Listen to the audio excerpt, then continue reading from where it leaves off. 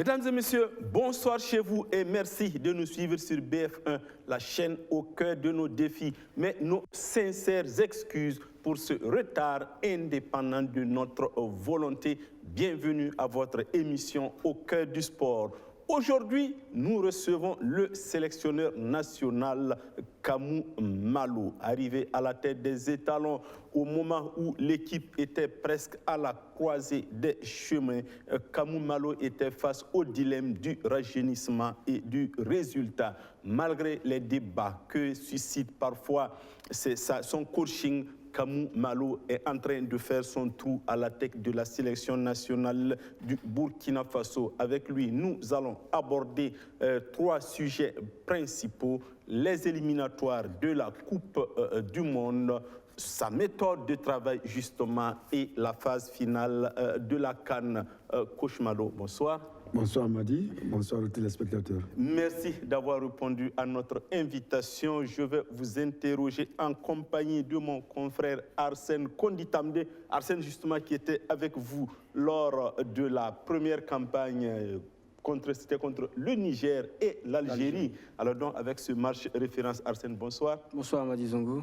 Alors encore une fois de plus, bonsoir à vous chers téléspectateurs. Mais avant de rentrer dans le vif du sujet, rapidement pour vous dire que l'ASFA Yenenga a fait une bonne opération aujourd'hui au Mali en allant battre Binga FC pour le match aller des tours des 16e de finale de la Coupe de la Confédération.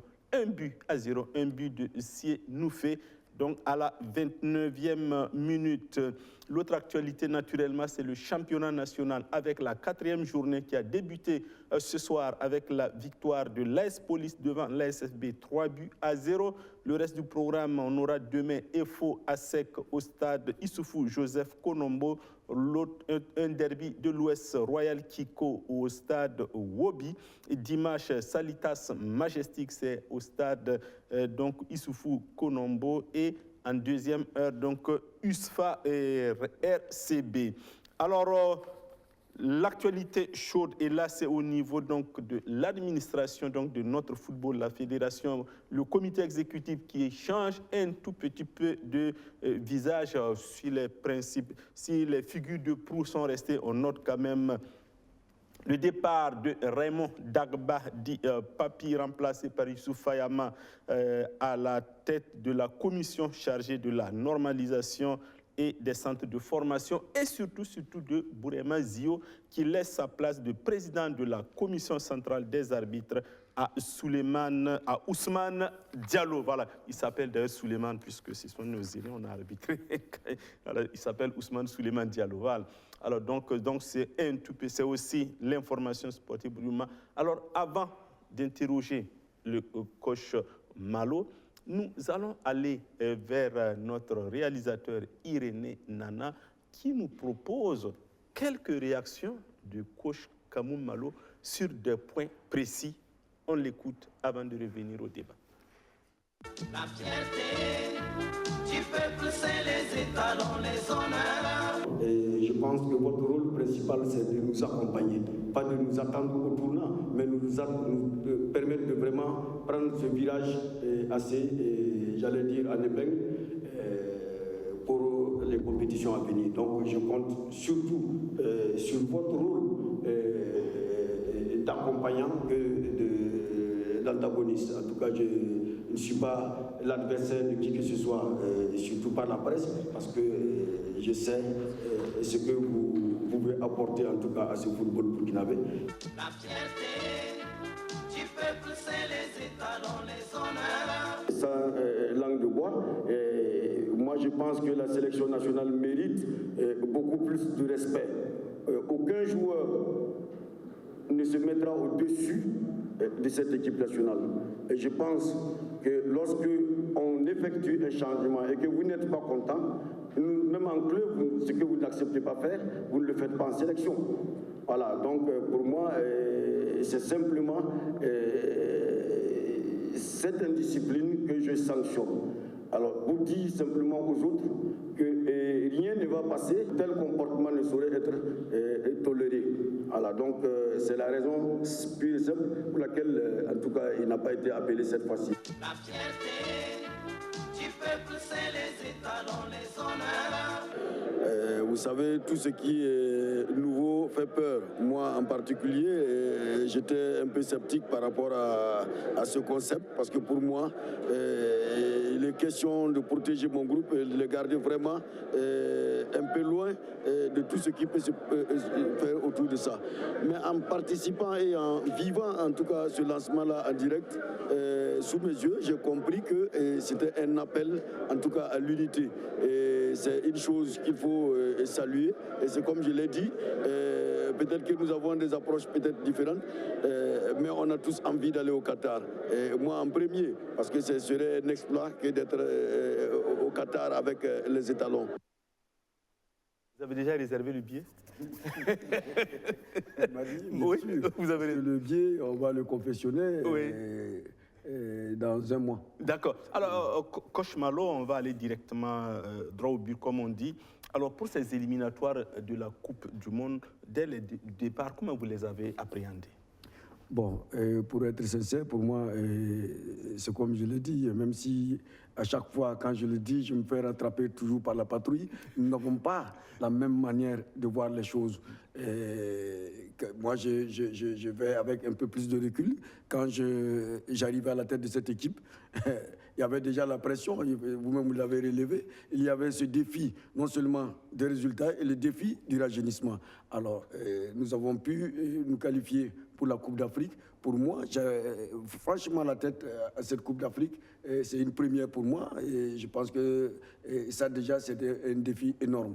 Vient s'ajouter, en tout cas, ces éliminatoires de la Coupe du Monde, où, pour moi, sans cracher dessus, parce qu'un compétiteur ne crache jamais sur une compétition. Mais chacun a sa manière de l'aborder. Surtout que nous avons quand même, j'allais dire, un dinosaure du football africain dans la même poule que nous. Pour moi, il n'était pas opportun de taper la poitrine, bomber la poitrine pour dire que non, je prépare ces éliminatoires de la Coupe du Monde, je vais y aller, coûte que coûte. Non, au contraire, pour moi, je pense que ces éliminatoires-là, comme je l'ai dit, va nous permettre en tout cas d'avoir un groupe assez homogène, en tout cas pour cette Coupe d'Afrique. Arsène? D'accord, un groupe homogène pour la Coupe d'Afrique. Actuellement, on est quelques mois de cette compétition. Est-ce que vous pensez que l'équipe, au vu des dernières sélections, est-ce que vous pensez que vous avez les armes qu'il faut pour aller le plus loin possible? Bon, avoir les armes qu'il faut, au jour d'aujourd'hui, c'est aller vite en besogne. Mais nous sommes en train de composter, en tout cas, un groupe. Et je pense que ce groupe, sur plusieurs aspects, a montré quand même qu'il avait du répondant. Alors donc, ça nous conforte dans notre approche, je pense, sans vous dire qu'on peut faire ci, on peut faire ça, mais je pense qu'on a un groupe assez solide, en tout cas pour faire valoir en Coupe d'Afrique.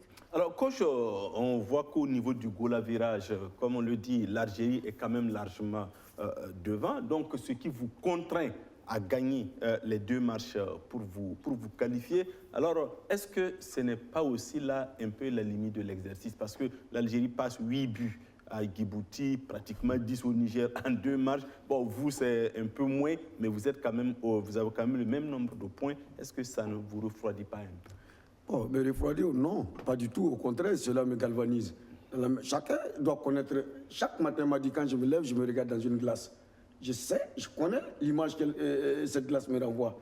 Alors, le Burkina n'est pas l'Algérie. On n'a pas les mêmes arguments, peut-être offensifs. C'est vrai, ils ont passé 8 buts, je veux presque 10. 10 au Niger. Au Niger en aller-retour. Oui. Oui, je suis d'accord avec vous. Alors, nous avons également passé des buts à ces adversaires. Même s'ils n'ont pas le même nombre de buts, nous avons quand même le même nombre de points. Ce qui veut dire que si nous jouons très bien notre avant-dernier match, nous irons en tout cas en Algérie avec le même nombre, peut-être même plus, parce que rien ne prouve que l'Algérie aussi fera un carton plein. Là, vous croyez au miracle du Seigneur? C'est pas un miracle, c'est le football. Djibouti qui bat l'Algérie. C'est le football. Oui. Au football, tout peut arriver, m'a dit. Oui. Aujourd'hui, ne pensez pas que cette équipe de Djibouti, oui, au dernier match contre nous, vous l'avez vu, cette même équipe a eu 2 comportements différents, au match aller et au match retour. Alors, c'est pour vous dire que le football, et même nous, quand on jouait contre l'Algérie, je parie que personne ne pariait un copec sur nous. Bon, il n'en était pas beaucoup en tout cas. Voilà, mais c'est le football. C'est comme on le dit, aujourd'hui en Afrique, il y a un nivellement de valeurs. Il suffit simplement d'avoir cette confiance et de savoir ce qu'on veut. On peut, en tout cas, bousculer la hiérarchie. Arsène? D'accord, coach. On va regarder un peu de plus près la composition des équipes, des hommes auxquels vous avez fait appel lors des deux dernières trêves internationales. On va parler un peu de quelques nouveaux joueurs que vous avez, à qui vous avez accordé votre confiance. On peut par exemple citer Saunier, Bottier également. Comment vous avez apprécié la prestation de ces joueurs-là et est-ce que vous estimez qu'ils ont été à la hauteur de la confiance que vous avez placée en eux? Alors, je reste toujours dans ma logique parce que quand je vous dis que cette Coupe du Monde, ces éliminatoires vont nous permettre en tout cas de composter un groupe assez solide et nous sommes à la recherche en tout cas de garçons capables en tout cas d'une valeur de satisfaction à cette Coupe d'Afrique. Bon, donc pour moi, Yacouba Saunier, comme vous l'avez dit, et Bottier, bon, que j'ai fait appel. C'est vrai, j'ai vu leurs prestations, mais je me garderai quand même de donner un jugement sur un plateau. Parce que simplement, d'abord, ce ne serait pas professionnel de ma part. Et je n'aimerais pas non plus jeter ces garçons-là en pâture. Parce que je sais que tout ce qui touche aux étalons aujourd'hui est très fragile et chacun y va de son interprétation. Je ne voudrais pas, en tout cas, lancer de la polémique, en tout cas, autour de ces garçons. Nous les avons vus jouer. On avait vraiment tenu mordicus à les faire jouer. Et durant ces matchs-là, nous avons vu. Alors, nous avons aussi notre idée derrière la tête. Vous saurez s'ils nous ont donné satisfaction ou pas au prochain regroupement. Mais justement, comment vous vivez ça? Vous avez dit tout ce qui touche aux étalons est fragile, c'est même passionnant. On voit les débats. Le sélectionneur que vous êtes, comment vous vivez? Parce que Dieu seul sait que vous avez essuyé beaucoup de critiques, ce qui est du reste normal de notre part aussi d'ailleurs, parce que nous pensons que c'est notre rôle aussi de vous critiquer, et aussi d'autres acteurs comme dans les réseaux sociaux. Comment Kamou Malou a vécu tout ça?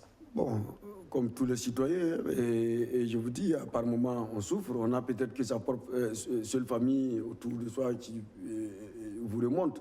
Et parfois, ce qui est blessant, c'est que la critique en elle-même n'est pas une mauvaise chose.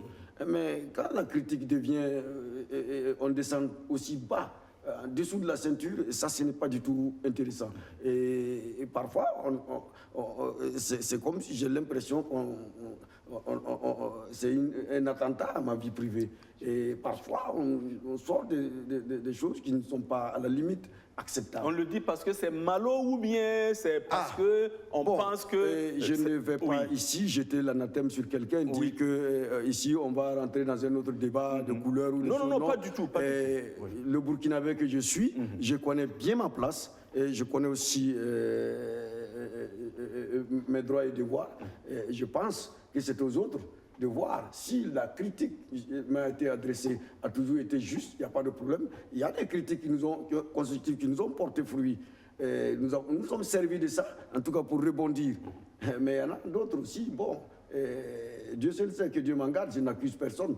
Mais je pense que l'équipe nationale, c'est quand même un patrimoine national qui nécessite, qui mérite beaucoup de respect, qui, en tout cas, j'allais dire, tiens,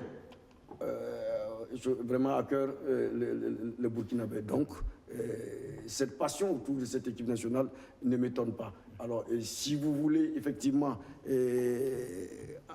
être à ce niveau-là, il faut avoir le dos solide, en tout cas et surtout rester droit dans vos bottes pour en tout cas suivre votre chemin.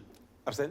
Oh oui, coach, tout de suite pour rebondir un peu sur ce que vous disiez par rapport à quand on posait la question sur Saunier et Bottier, vous avez dit que vous ne vouliez pas donner votre avis sur ces deux joueurs-là parce que vous ne voulez peut-être pas jeter en pâture ces garçons-là. Mais je voudrais savoir un peu qu'est-ce qui s'est passé avec Hassan Bandé. Est-ce que ce n'est pas un peu ce que vous avez fait en conférence de presse avant le départ pour Marrakech? Est-ce que vous n'avez pas l'impression que vous avez jeté le garçon en pâture? Malheureusement, on m'y est pratiquement obligé. Si on ne me posait pas la question en conférence de presse... Qui vous a obligé, coach? Écoute, la presse.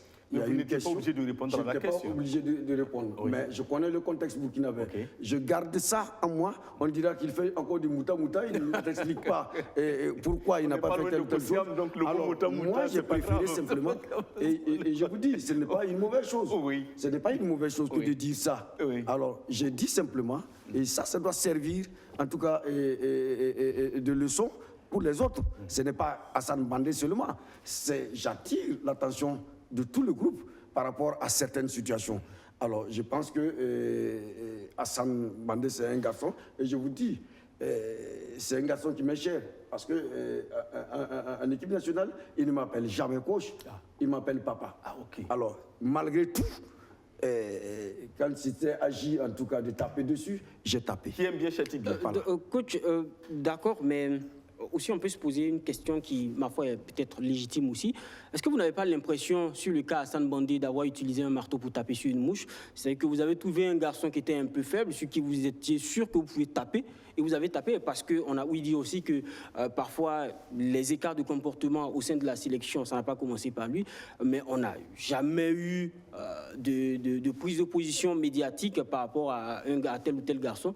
Mais quand ça arrive au cas Hassan Bandé, on tape très fort.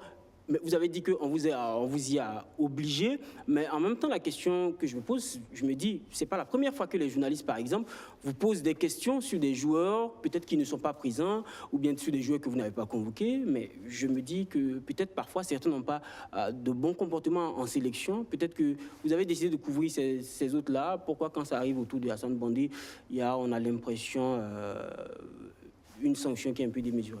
Alors ça, c'est vous qui le dites, c'est ce que vous pensez, c'est légitime que vous pensiez comme ça. Et quand vous dites que parfois vous avez eu dit qu'en sélection, il y a souvent des écarts de comportement. Alors peut-être que je peux être dans l'écurie et ne même pas savoir si je me rends compte qu'il y a une situation où il faut sévir. Moi, je n'ai pas de remords par rapport à ça. Et je vais vous donner cette assurance. Alors quand vous avez, justement, les gens pensent, parce que c'est Kamou Malo, je suis incapable peut-être de sanctionner telle ou telle personne. Ça, c'est pour ceux qui ne vous connaissent pas. C'est archi faux. Absolument. C'est archi faux. Oui. Il n'y a pas un seul joueur à qui Kamou Malo ne peut pas dire ça, je ne veux pas. Ce n'est pas possible, ça n'existe pas. Et ça n'a jamais existé. Mais maintenant, il y a le fait qu'il faut établir, en tout cas, des liens privilégiés avec les cadres de ton écurie. Qu'est-ce que vous appelez les cadres? Les cadres, Oui. c'est ceux-là, Oui. Ceux-là qui ont du vécu. Ok. Ça, c'est très important. Je suis arrivé en sélection, j'ai convoqué des garçons qui ont eu plus de 8 ans en sélection. Donc, ceci, j'avais besoin vraiment de cet accompagnement-là. Alors, d'où il fallait avoir en tout cas des liens privilégiés avec ces garçons pour pouvoir composter le groupe, pour que le groupe puisse prendre. Alors, peut-être qu'on pourrait me reprocher d'avoir eu effectivement des contacts très poussés avec ces garçons, mais c'est justement fait exprès pour pouvoir justement avoir tout le groupe en main. Alors, vous avez vu que, d'abord pour la qualification, sans ces anciens-là, je ne pense pas qu'aujourd'hui, nous allons parler de CAN. Voilà, parce qu'on avait besoin du vécu de ces garçons-là, en tout cas pour aller, en tout cas, à l'abordage de ces éliminatoires de la Coupe d'Afrique. Alors, je pense que c'était une très bonne décision, parce qu'ils nous ont permis, en tout cas, d'être là où nous sommes. Alors, nous sommes qualifiés avant terme. Voilà. Et c'est grâce à ces anciens-là. Et c'est le lieu ici de saluer le patriotisme. Il y a des gens parmi ces anciens que j'ai convoqués qui étaient sur le point de partir de départ, que j'ai contraint en leur demandant, implorant simplement de rester parce que le groupe a besoin mais quoi justement, en même temps que vous contraignez certains à rester, il y a une question qu'on peut se poser sur la non-convocation de certains. Je veux parler de Abou Attara, de Boni Trova. Alors, qu'est-ce qui justifie l'absence de ces joueurs-là en sélection aujourd'hui, alors qu'ils évoluent quand même dans leur club? Madi, oui. En sélection, il vous faut combien d'éléments? 33. Alors, pas 33. Ah, combien? On peut le réduire même au maximum. À 23. À 23. À 23, ok. Alors, est-ce que tu penses qu'un sélectionneur, quel que je mets au défi, un sélectionneur qui va pouvoir convoquer tous les joueurs dont on parle. Ce n'est pas possible. Un sélectionneur, c'est quelqu'un qui opère des choix et qui doit les assumer. Alors, je ne peux pas convoquer en même temps tout le monde. Voilà, et c'est ça qu'il faut comprendre. Alors, Kamou Malo ne va pas se mettre à convoquer un joueur parce que simplement le frère en parle. Non, lui, je ne sais pas pourquoi il en parle. Mais moi, j'ai des données claires sur lesquelles, par exemple, je m'appuie pour dire tel ou tel joueur. Une équipe nationale n'est pas un assemblage mécanique de joueurs. Non, il y a des gens qui peuvent aller ensemble. Et tout ça, c'est vu. Voilà, donc pour moi, sur les critères de sélection, je pense que je le répète toujours, ça c'est il va du pouvoir discrétionnaire. Et ça, je l'applique et je l'assume. D'accord. Sur la question, vous avez dit que l'équipe nationale n'est pas un assemblage mécanique. Mais on voudrait savoir, quand même, vous avez convoqué 4 gardiens. Ah oui. On dit par exemple, pourquoi 4 gardiens? Oui, et je vais t'expliquer. Pourquoi 4 gardiens? Les gens ont la mémoire courte, nous sommes en période Covid. Alors, admettons que tu amènes 3 gardiens au regroupement. Le jour du match, tu as 2 qui sont Covidés. Tu fais comment? Voilà, c'est des trucs, c'est pas fait parce que simplement c'est une fantaisie. Non, ce n'est pas ça du tout. Voilà, mais sur la feuille de match, nous avons toujours 23 joueurs avec 3 gardiens. Voilà, donc le 4e que vous voyez, ce n'est pas de trop. Non, je ne pense pas. Au contraire, c'est une marge sécuritaire. Admettons que le voyage se retrouve à Alger et que, par exemple, on a 2 ou 3 gardiens même Covidés. Vous faites comment? Mais ça peut tenir aussi, il peut arriver aussi qu'on ait 4 gardiens Covidés. Mais bien sûr, ça peut arriver. Mais il vaut 2 sûretés valent mieux qu'un. D'accord. Alors, quand Coach Malo parle de sûreté, il sait de quoi il parle parce que il sait de quoi il parle. Voilà, je ne reviendrai pas sur ça, oui. Je le dis, c'est pas de la fantaisie comme ce que la question revient d'une manière récurrente. Comme si j'étais le seul coach à convoquer 4 gardiens de but. Oui, alors, coach, c'est vrai que la méthode Malo, on l'aborde déjà. De toute façon, c'était juste indicatif pour les téléspectateurs. Alors, coach Malo, de cette campagne, 4 matchs, je crois 3 victoires et un match nul. Alors, quel est le match le plus abouti pour vous? Bon, voilà une question très difficile pour moi. Je pense que tous les matchs-là étaient des matchs aboutis dans la mesure où, au bout de chaque match, je pense que nous avons en tout cas eu parfois le résultat attendu. C'est vrai que le match contre l'Algérie, d'aucuns le placeraient peut-être comme étant l'un des meilleurs matchs que les étalons ont produit. Je suis d'accord avec vous parce que simplement, vu justement le rang qu'occupe cette équipe algérienne, on peut dire que tenir tête à cette équipe algérienne, c'est peut-être un aboutissement. Mais Dieu seul sait que nous avons voulu gagner ce match. Alors, si on l'avait gagné, j'allais dire peut-être que c'était le match le plus abouti. Alors, pour moi, les matchs où nous avons quand même fait le plein de points, je pense que ce sont les matchs les plus aboutis. Arsène? Coach, vous m'excuserez peut-être de me faire le porte-voix de certaines personnes qui aiment aussi cette équipe-là et qui aimeraient la voir aller de l'avant. Certains disent par exemple que l'équipe nationale gagne mais ne joue pas bien. Qu'est-ce que vous avez à répondre à ce niveau? Bon, simplement leur dire que je préfère, et je suis sûr que toi et moi nous pensons la même chose, qu'en Algérie, qu'on joue mal et que l'on gagne. Je pense que si tu aimes vraiment cette équipe nationale, tu voudras ça. Alors, pour moi déjà, le football c'est quoi? Alors, c'est la victoire, hein? C'est la victoire. Et quand les gens disent qu'on ne joue pas bien, mais on compare toujours à l'équipe de 2013 qui faisait un football chatoyant. Mais cette équipe a mis combien d'années pour atteindre ce niveau? Alors, Madi le rappelait tout à l'heure. C'est-à-dire que l'équipe qu'on a... Madi le rappelait tout à l'heure. Et je suis pratiquement presque à ma 2e année avec deux contrats à court terme. Et quand le contrat est à court terme, c'est un contrat qui vous met la pression, c'est un résultat qu'on demande tout de suite. Alors, il faut admettre quand même que quand il y a de bonnes choses, il faut avoir le courage aussi de le dire.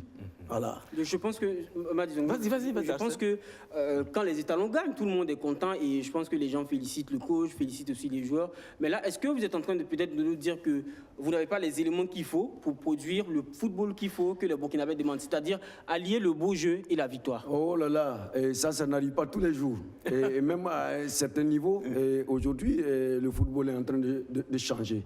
Aujourd'hui, c'est vrai que les gens demandent le spectacle.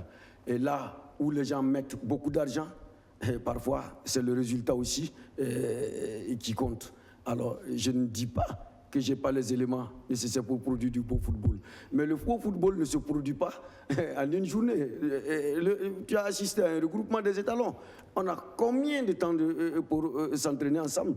C'est plusieurs séances. C'est le même temps dont disposent tous les autres coachs aussi. Il y a certains qui produisent du beau jeu.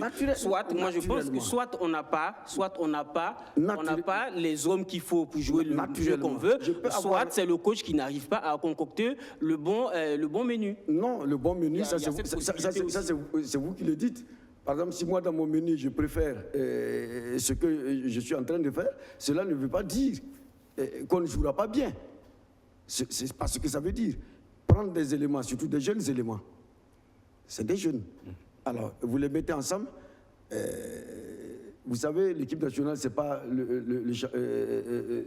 des matchs de championnat, hein, c'est des matchs de haut niveau. Alors, avec ces jeunes joueurs, ce n'est pas aussi évident que ce que vous pensez. Mais je pense quand même que notre équipe joue de mieux en mieux. Parce que jouer mieux, pour moi, c'est cette équipe capable de ne pas encaisser. Vous voyez un peu toute notre campagne, tout ce qu'on a fait. Nous avions aussi pour mission de nous qualifier. Alors, chose qui ne nous donnait pas, en tout cas, le loisir d'ouvrir le jeu comme les gens aiment le faire.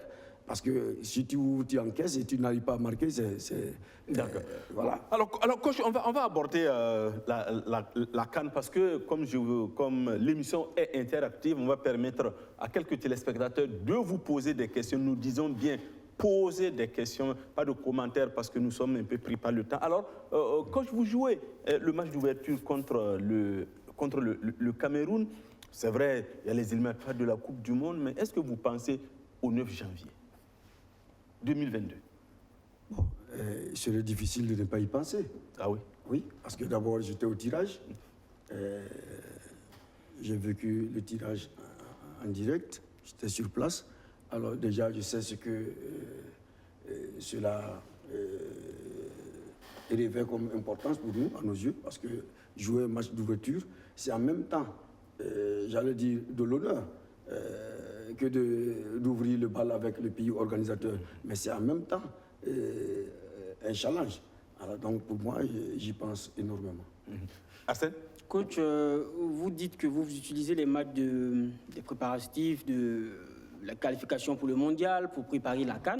Donc on s'attend à avoir une très belle CAN où le Burkina Faso va faire un parcours honorable. Mais si ça n'arrive pas, quelle sera la suite pour vous? Pourquoi vous êtes pessimiste? Non, je ne suis pas pessimiste, c'est juste une question que je pose. Non, mais cette question, moi, je ne Je préfère que vous reformulez votre question autrement. Parce que moi, je vous dis, je ne vais pas aller dans le pessimisme comme Coach, vous. ce n'est pas du pessimisme. Non, si. On part par exemple... que ça ne va pas marcher? Coach, on part sur la base. On part sur la base. Est-ce que vous pouvez nous donner la garantie aussi que ça va marcher? Mais on part bien sur sûr, la... je pars. Si je suis un compétiteur, je pars pour faire une bonne campagne. OK. Voilà. Je pars pour faire une bonne campagne. OK. Alors, mais avec Sissi, on pourrait mettre Paris dans une bouteille. Ben je ne serais pas je ne serais pas là à dire non, et si ça ne marche pas. Mais un compétiteur ne part pas en compétition et en ayant ça en tête. Quand vous partez à une compétition, vous partez pour gagner. Mais je pense que mais maintenant, je ne peux pas vous expliquer si je ne gagne pas, qu'est-ce que je vais faire. Non, je ne peux pas vous trouver des éléments de réponse. Oui, alors justement. Alors, voilà me poser la question autrement. Si est-ce qu'on gagne la CAN? Ah, mais super. Non, si on gagne la CAN. Moi, je pense qu'il faut. Non, arrêtez d'être pessimiste. Mais coach, ce n'est pas du pessimisme. On part sur de l'existant. On part sur quelque chose de concret. Oui, on part de vos déclarations. Oui. Vous avez dit. Oui. Que dans une certaine mesure, vous utilisez les matchs de qualification du Qatar pour préparer la CAN. Oui. Donc, c'est-à-dire que si vous êtes en train de préparer la CAN, on s'attend à ce que la CAN soit meilleure. Mais tu sais en même temps que moi que cette équipe que j'ai prise en main n'était pas prête, n'est-ce pas? Alors, nous sommes arrivés à nous qualifier. Alors, nous sommes en train de rajeunir. Alors, vous pensez que j'ai quel créneau pour préparer cette équipe? C'est avec cette même équipe que vous êtes qualifié avant la fin des éliminatoires. Donc on se dit aussi, si vous avez la même équipe, mieux si elle est améliorée. Non, mon frère, cette équipe qui s'est qualifiée, il y a beaucoup qui ne sont plus là. Oui, alors il faut simplement faire une bonne lecture. D'accord. C'est vrai qu'il y a beaucoup qui ne sont plus là. Oui. Mais il y a certains qui sont là aussi. C'est pour ça que précédemment, j'avais posé la question. J'ai dit, soit c'est un problème d'effectif, le coach n'a pas l'effectif qu'il faut pour faire le football qu'on souhaite et gagner des matchs et produire du beau jeu. Soit c'est le coach lui-même qui, sur la base des éléments qu'il a, il n'arrive pas à concocter le bon repas. Et en ce moment, c'est pour ça qu'on pose la question de savoir... Parce que vous trouvez que ce que nous cousinons n'est pas intéressant? Pourtant, nous sommes qualifiés avant l'heure.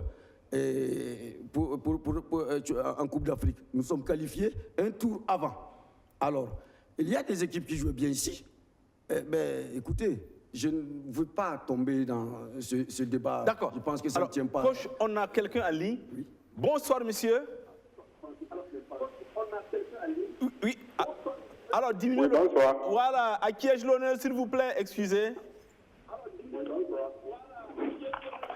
Alors, diminuez le... Oui, c'est M. Milogo à vous. Alors, M. Milogo, quelle est la question que vous avez pour Coach Malo? Oui.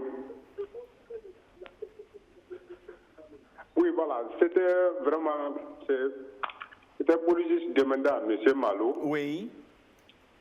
Bon, par rapport à la situation de Bertrand Traoré. Oui.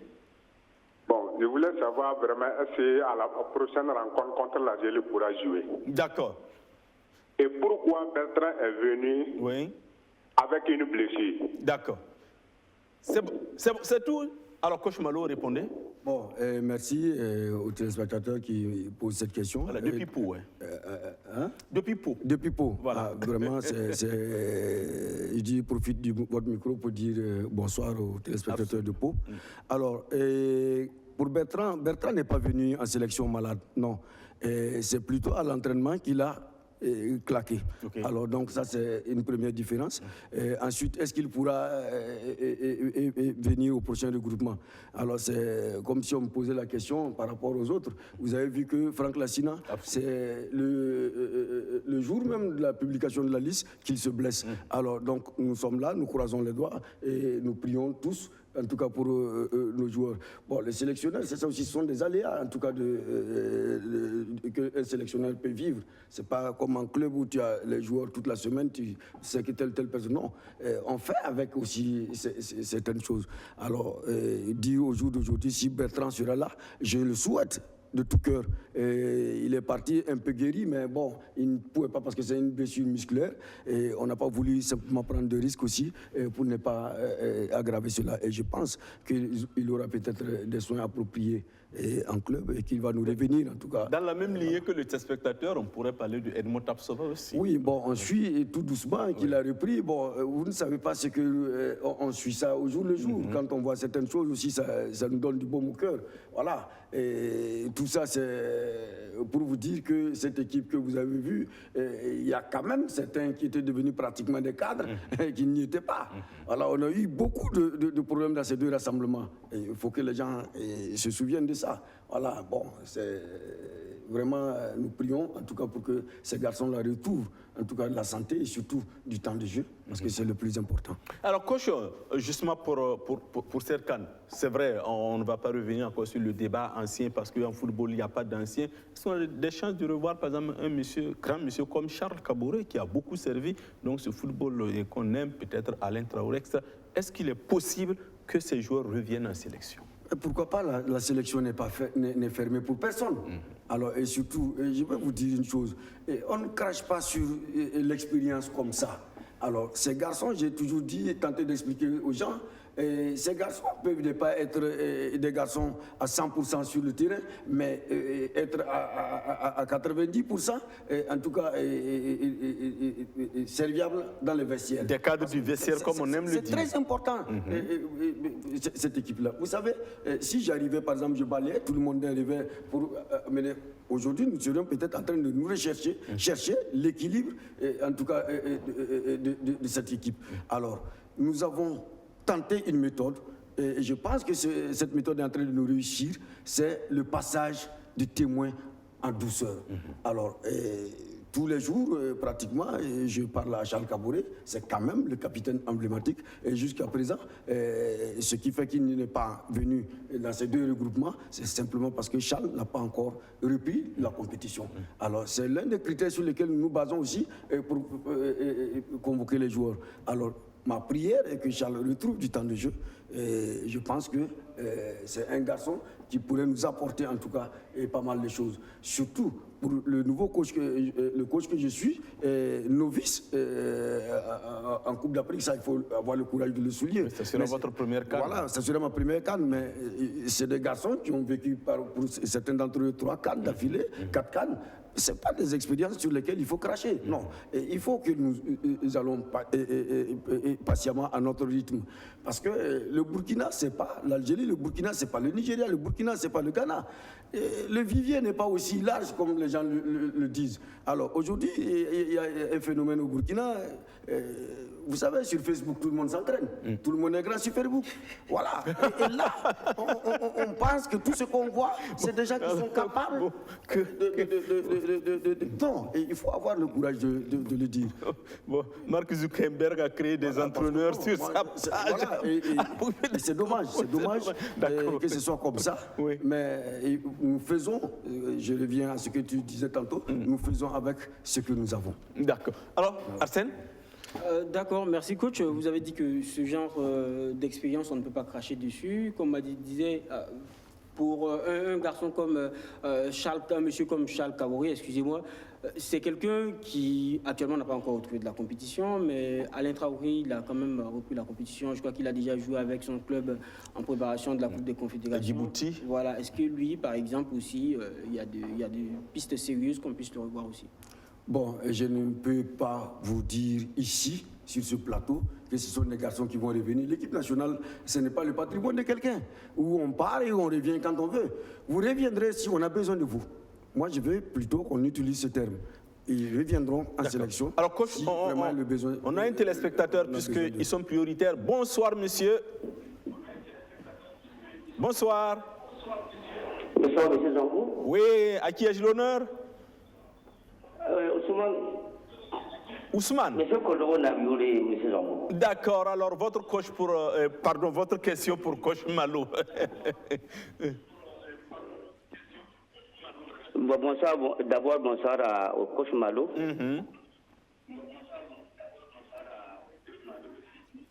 La question que je voudrais poser, c'est tout par rapport au match contre l'Algérie. Oui. Est-ce qu'il y a une possibilité que les joueurs dorment au Maroc avant d'arriver à l'Algérie comme les Algériens l'ont fait? D'accord. Voilà. Donc, merci. Alors, coach Malo. Bon, déjà, pour son information, nous allons jouer contre le Niger d'abord au Maroc. Donc, nous serons au Maroc. Donc, le 11. Voilà, bon, on jouera contre, en tout cas, le Niger au Maroc. Donc, nous serons déjà au Maroc. Bon, c'est à nous de voir, mais je ne voudrais pas, sur ce plateau, dire déjà que nous allons faire ci, nous allons faire ça. Parce que vous savez que la compétition, c'est tous les aspects. Il faut déjà voir l'environnement. Et vous avez vu déjà que la presse algérienne est en train de mettre la pression pratiquement sur tout. Alors, donc, je pense que je préfère, en tout cas, ne pas communiquer là-dessus. Coach, est-ce que vous êtes serein? Bon, sérénité, moi j'ai toujours été serein. J'ai toujours été serein. Quand vous abordez ce match, vous avez dit, quand je me lève, je me regarde dans la glace. Oui. Quand coach Malo se regarde dans la glace, il voit l'Algérie. Oui.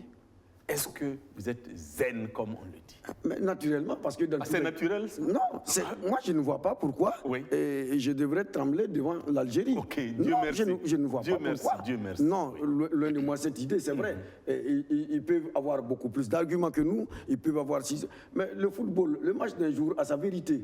Voilà, et je pense que la vérité, c'est la vérité du terrain.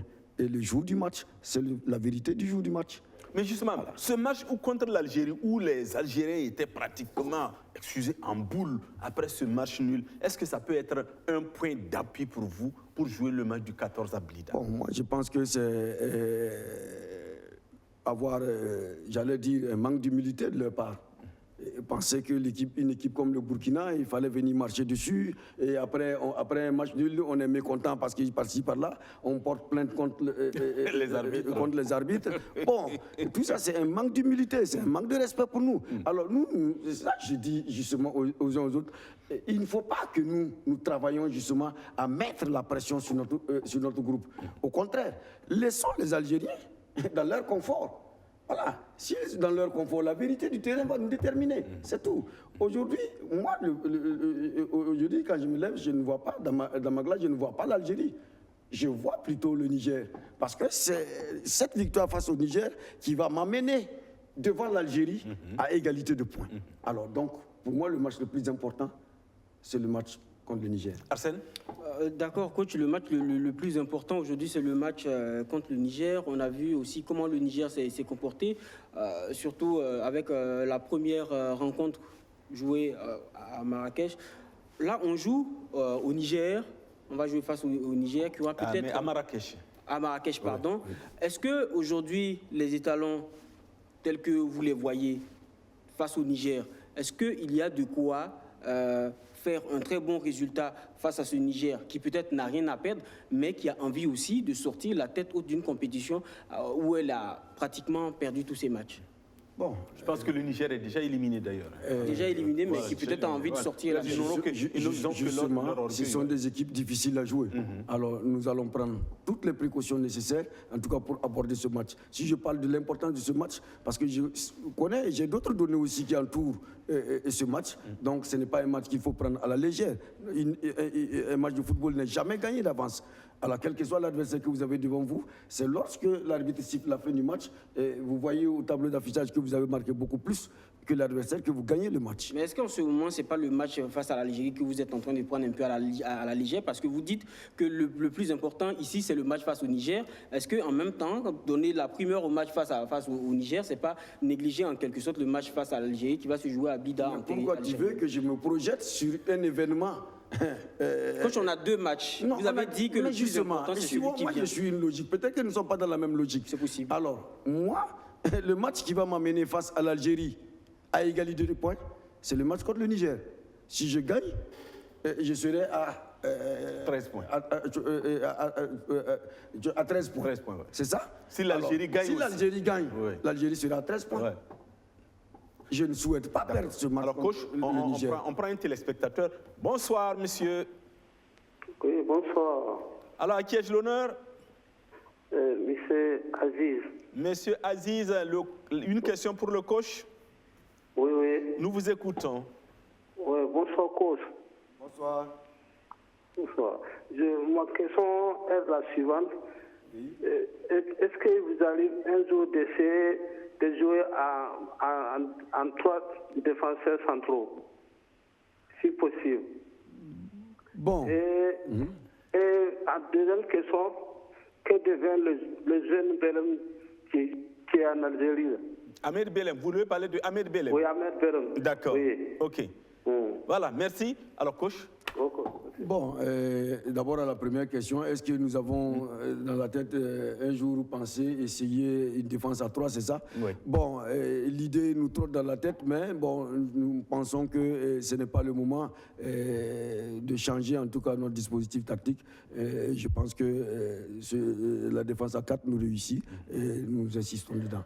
Alors, quant à Ahmed Belem, tout le monde sait qu'il s'est blessé. Oui. C'est un garçon 2 fois. Il a loupé ma convocation des suites de blessures. La première fois, c'était simplement parce que justement le Covid faisait qu'en Algérie, ils avaient déjà fermé les frontières, ils ne pouvaient pas sortir.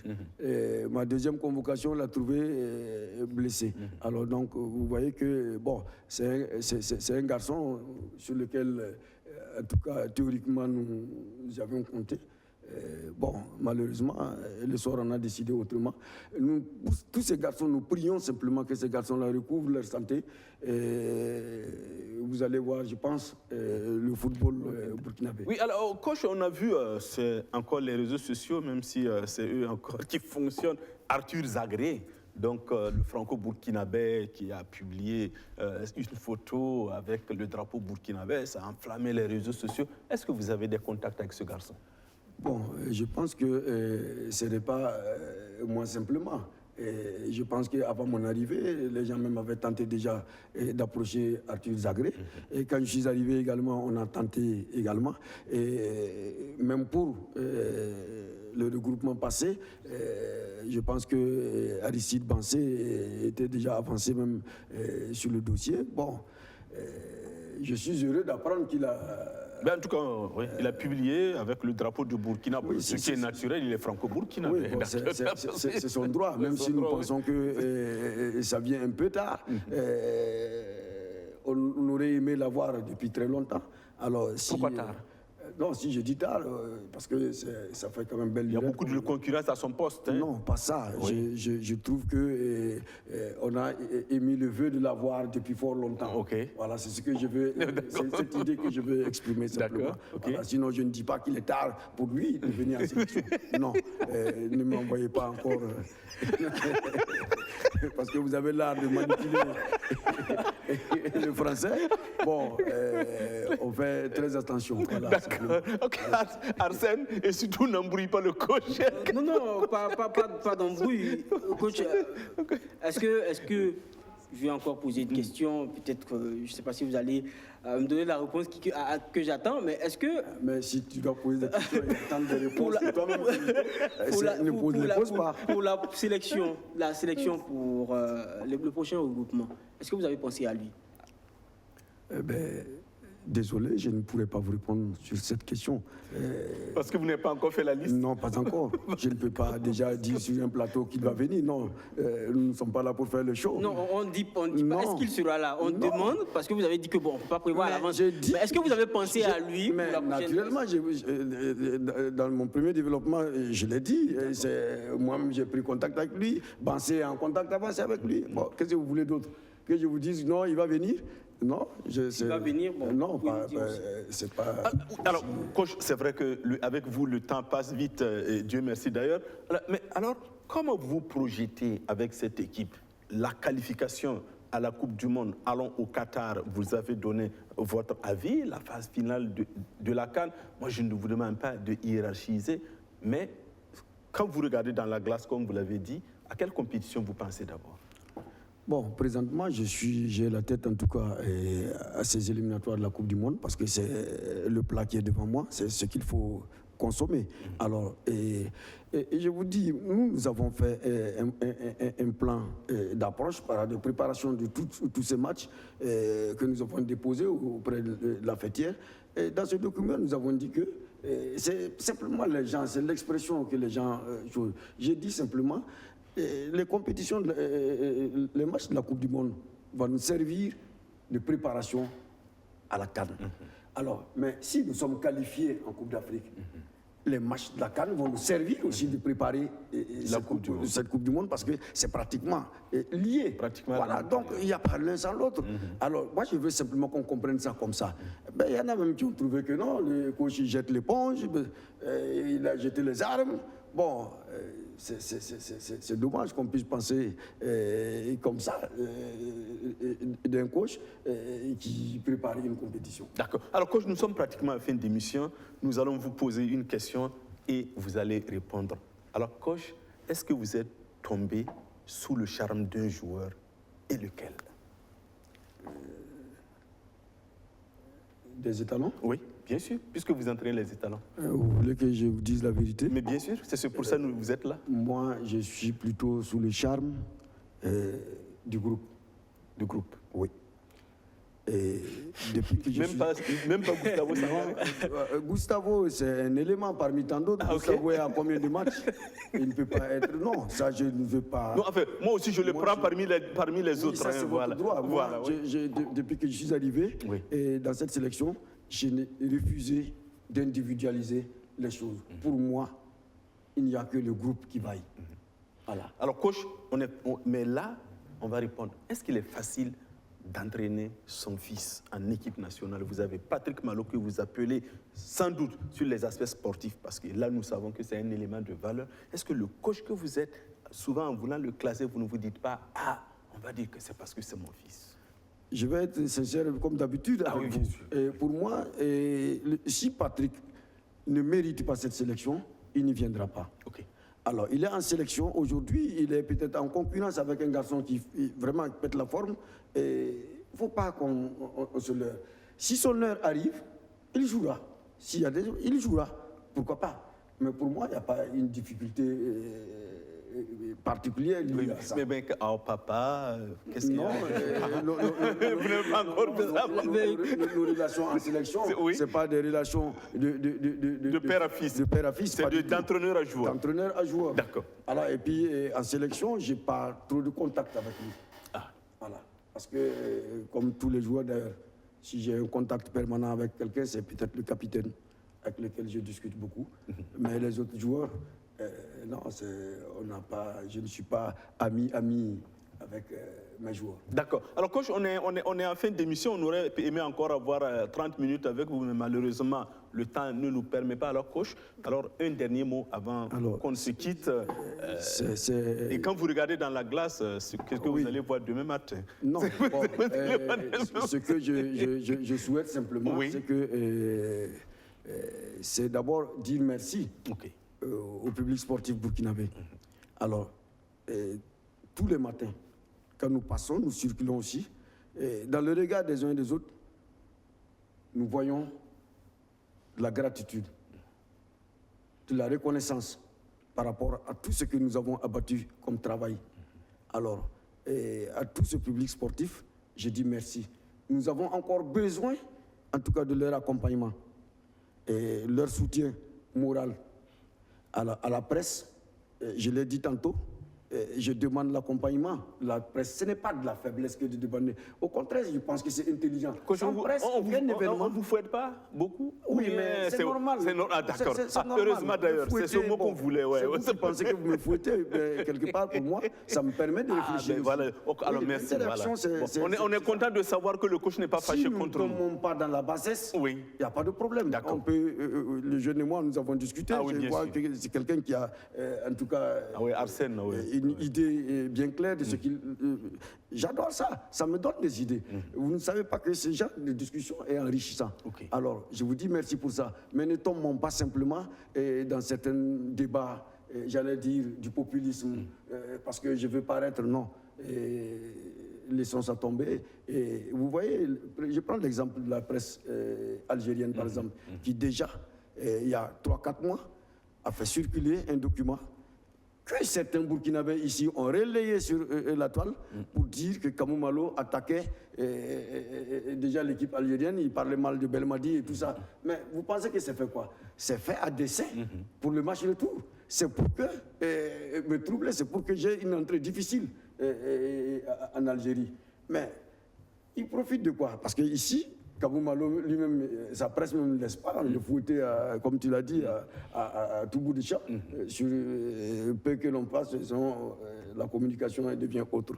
Alors, je veux simplement, à l'image en tout cas du président de la fédération, qui prône en tout cas cette solidarité, cette unité d'action, en tout cas autour de cette équipe, je dis à tout le monde, mettons la balle à terre, allons chercher ce que nous devons chercher et après on viendra solder en tout cas nos choses en interne. Je pense que le linge sale se lave en famille.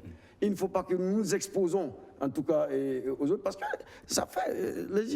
ils nous suivent, ces Algériens. Alors c'est pour te dire que je ne veux pas parler de ce match parce que parler de trop de ce match, c'est donner des informations à l'adversaire. D'accord. Oui. Alors, coach, oui. allons au Qatar. Oui, je l'ai dit. Prier. Oui. Et je pense que j'ai dit simplement, nous, avec les garçons, nous pensons que allons au Qatar là, nous n'allons pas le dire dans un micro. C'est sur le terrain que nous devons montrer à l'opinion burkinabé que nous avons envie d'aller au Qatar. Il n'y a pas plusieurs manières de le faire. Maintenant, l'environnement, ça c'est vous. C'est normal, vous avez votre micro pour ça. Ce n'est pas à nous de nous substituer à vous. Alors, mais permettez-moi quand même de dire merci au staff technique qui m'accompagne. Ah oui. Contrairement à tout ce qui nous arrive, c'est vraiment un staff que nous le réussissons. Et j'ai un garçon confirmé, en tout cas à qui je dis merci pour tout ce qu'il apporte. En tout cas, il apporte une plus-value à notre staff. Et un garçon comme Sabra, qui en tout cas me donne satisfaction quant à l'encadrement des gardiens. Et Alain Nana, qui n'a rien, qui connaît le football burkinabé sur le bout des doigts, je pense que l'un dans l'autre, nous avons besoin de votre soutien. Nous avons besoin en tout cas du soutien de toute la population. C'est vrai, tout n'est pas rose. Et je dis aux uns aux autres, tout ce que nous faisons comme choix, ce n'est qu'un choix humain. On peut se tromper, mais je pense que si on est là, c'est parce qu'on nous donne le droit de nous tromper. D'accord. Alors, de toute façon, avec Arsène, nous disons en tout cas, on va aller au Qatar puisque c'est je dirais pas la conviction, mais c'est la volonté réaffirmée de tous les Burkinabés participé à une première Coupe du Monde, qui plus est avec un entraîneur national, parce que quand vous avez un coach national à la tête de votre équipe, ce n'est pas exactement la même chose. Regardez chez les Européens, comme on aime les imiter. Voilà, vous le dites. Ouais, c'est ce complexe que nous avons. Voilà, donc c'est dommage que on ait ce complexe. On va mettre ce complexe à l'écart. Kamou Malo, c'est l'entraîneur et nous souhaitons bonne chance à vous, coach, pour les matchs contre le Niger le 11 et le 14 contre l'Algérie. Merci d'être venu, coach. Merci à Irénée Nana et à toute l'équipe de réalisation. Merci à Stéphanie Toé, notre chef d'édition. Merci Arsène qui a bien discuté avec l'entraîneur puisque lui-même il le reconnaît. J'ai aimé. Ah ben voilà, ça n'arrive pas souvent quand même qu'on aime les plats chauds comme ça, surtout avec les jeunes comme vous Ça a l'avez été dit. aussi un plaisir aussi de pouvoir discuter avec le coach. Voilà. Alors surtout, merci à vous, chers téléspectateurs et auditeurs de la radio Horizon FM. On va se donner rendez-vous vendredi prochain pour un autre numéro de votre émission Au cœur du sport. Vive le Burkina. Mettez-vous toujours ça dans la tête, comme Ray Sugar Robinson, le boxeur, le disait. Le champion, c'est celui qui croit en lui-même quand personne ne le croit. Au revoir.